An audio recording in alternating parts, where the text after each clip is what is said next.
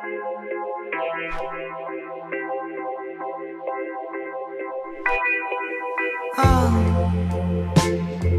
ne manquait que la pluie.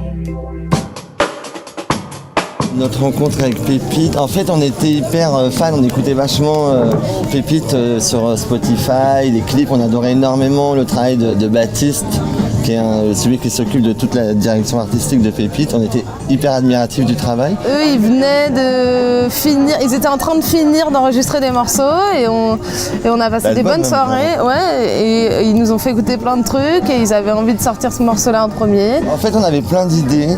Après, on est dans un, tu vois, il y a des trucs d'argent et de machin, donc on peut pas faire tout, machin et tout. Du coup, on s'est donné rendez-vous autour d'une bière et on était dans leur atelier et on a discuté en écoutant le morceau. Et en fait, en parlant de plein de références et de cinéma, on a évoqué cette histoire du court-métrage de Claude Lelouch qui s'appelle C'était un rendez-vous à Paris. Et du coup, c'est une méga référence à ça.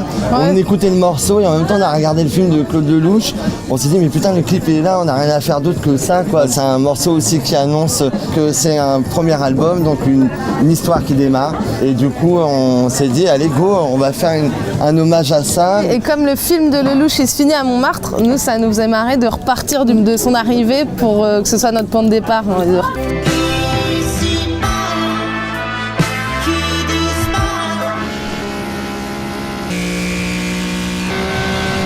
En fait, on est fasciné par la création, par les gens qui créent. On aime bien s'amuser de ça, de voir les personnages, comment ils fabriquent des films, comment ils le montrent, comment ils le pensent et tout ça. Moi, j'adore travailler la lumière et que, comme disait Cosme, on vient des arts plastiques et j'aime fabriquer des installations, travailler la couleur et la lumière énormément. Donc ça fait partie de ce qu'on aime faire et de ce qu'on fait, c'est d'installer des trucs, de voir comment la lumière elle réagit sur la matière. Ça fait partie du cinéma aussi d'éclairer les choses et c'est un enjeu qui est marrant. Tu vois, Michel Gondry, il fait plein de clips avec plein de procédés différents, plein d'idées différentes. C'est jamais le même genre. Il développe toujours des artifices différents.